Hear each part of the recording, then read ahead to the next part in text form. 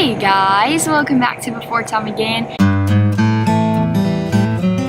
This is Anna. I am outside because it's a really pretty day today and I feel like I've been inside for a really long time. So here I am, I'm outside. You can see the shed.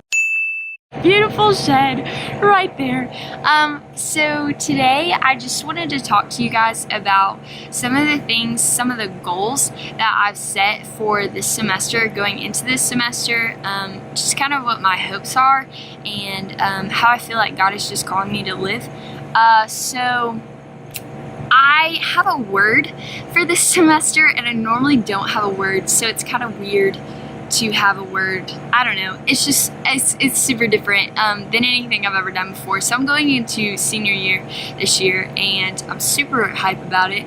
I'm excited, but with going into senior year, knowing that it could be my last year where I am with the people I'm around and stuff like that, it makes me even want to be even more intentional in all that I say and all that I do. And speaking of all, that's actually my word for this semester. It is all. So I wanted to read that the passage that's really been instrumental in me choosing the word all is Luke 21, 1 through 4.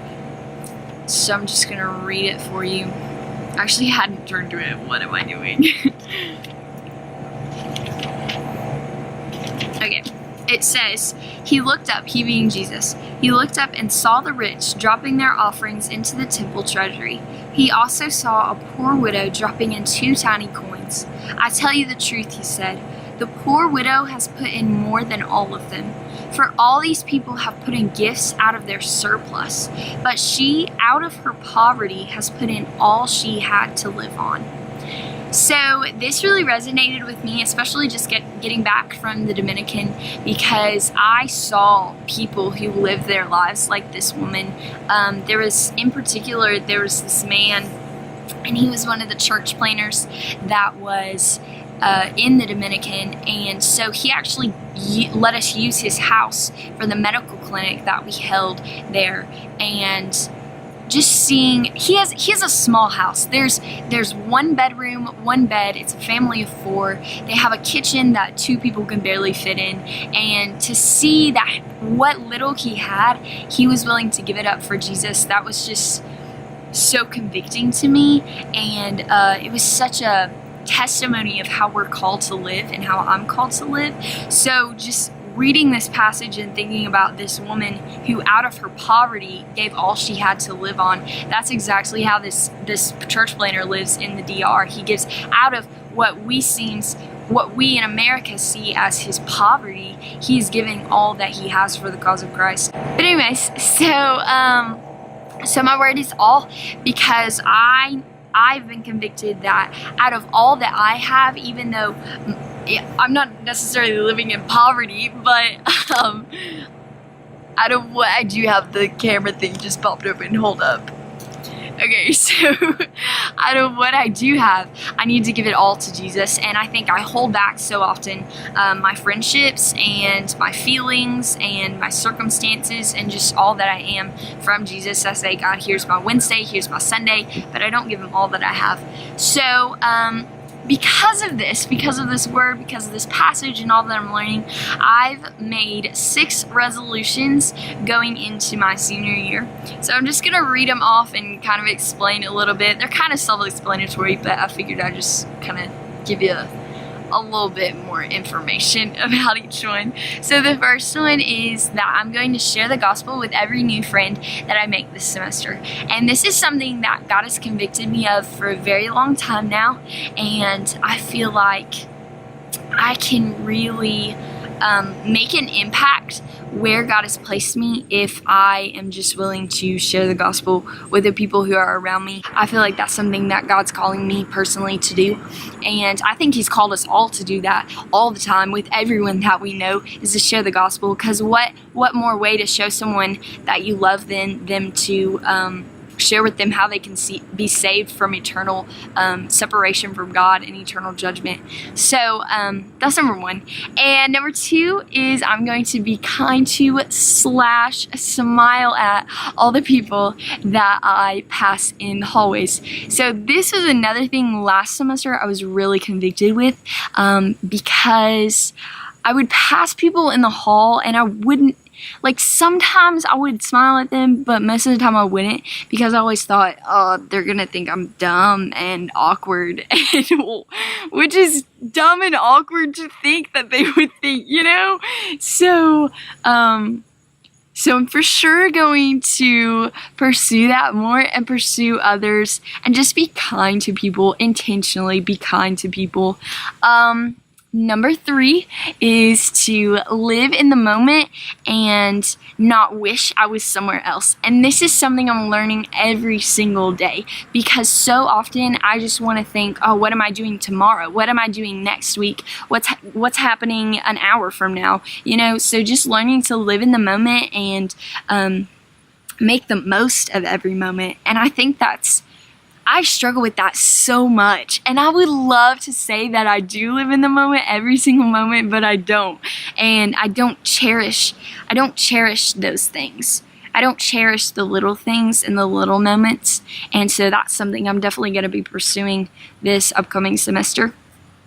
And number 4 is to meditate on the Word every single morning, which is such a basic concept in Christianity. Like, that is number 1. You hear these 2 all the time. Read your Bible, pray every day. That's the foundation. But we so often get so dulled to hearing those words, and we don't do those things. And I think really for a lot of people who are following Jesus, that's where they're falling short, is in the Bible reading, is in the prayer, and that's how we grow.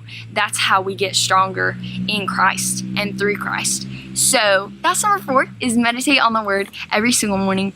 Number 5 is to treat my family like they are valuable. And so this one has been super convicting lately, because I tend to make my family ordinary. I tend to think that my family is ordinary. And because I think that they're ordinary, I don't treat them extraordinarily. And I don't treat them with the respect and the love and the honor that they deserve and that I should give them.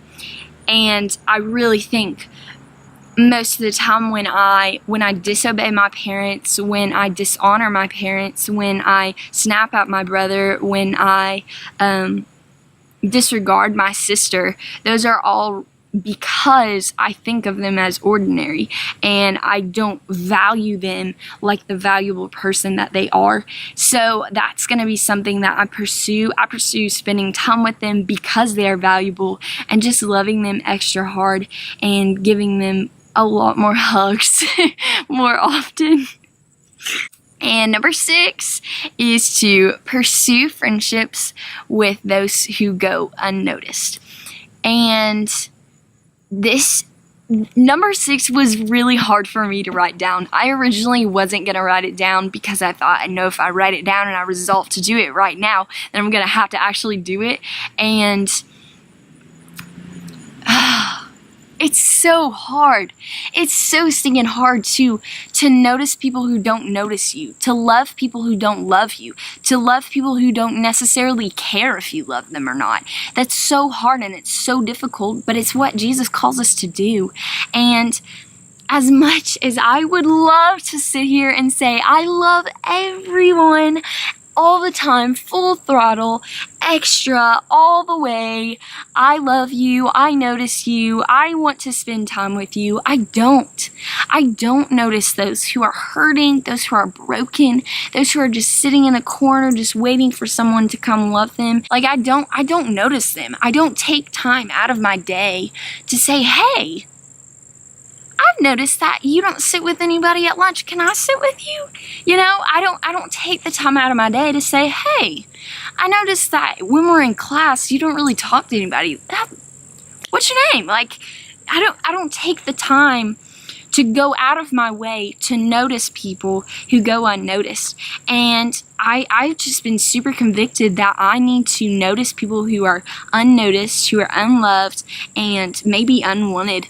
And I just need to pursue those, not just wait for them to come my way, but to pursue them, and pursue them hardcore pursue them. So yeah, those are all 6 of my things.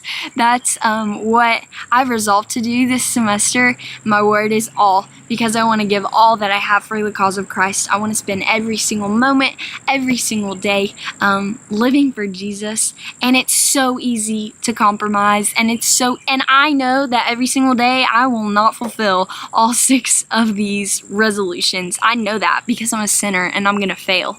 But I'm gonna try my hardest to do these things and to pursue them with all I have, and pursue Jesus above all else. So if you have any resolutions that you have made going into this semester, or if you have a word that you are just trying to live, and if you just, oh no, sorry, my camera overheated, and I don't know. Anyways, also this guy is like a block away and he keeps sneezing and it's super loud and it's really funny. Anyways, so yeah, what I was saying, so if you have a word or resolutions that you are going to stick to this semester, leave those in the comments below. I want to know those. I want to see those. Also, if you like this video, give it a thumbs up. If you want to see more videos like this, give me a subscribe. Yeah. So I'll see you later. I hope you have an amazing first day of school. I hope you have an amazing school year. I hope you have an amazing day. So peace out, guys.